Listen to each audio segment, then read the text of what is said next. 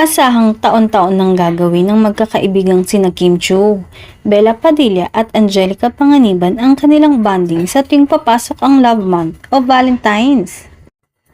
Sa kanyang appreciation post sa Instagram, karga ang mga larawan nila ni Kim at Bella.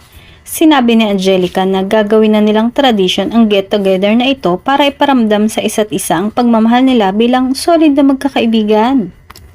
Aniya pa sa message comment, "We celebrate Love Month this way. Importante sa akin mag-celebrate ng Love Month na maramdaman ng mga taong mahal ko ang pagmamahal kahit kaibigan lang ang nagpapaabot ng love. Love is love and I love Becky girls. Salamat sa isang gabi na napakahirap tapusin. Love you both. Gawin na natin tradition to ha." Sa kanyang appreciation Instagram post, pinuno ni Kim ng papuri at pasasalamat si Angelica sa effort nitong magbanding silang ulit.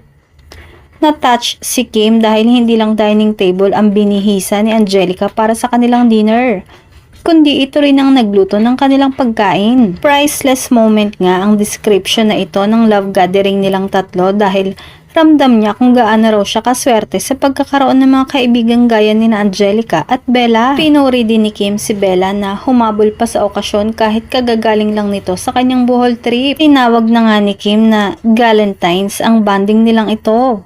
Happy naman ang dalawang aktres sa love life ngayon ng kanilang kaibigan na si Kim.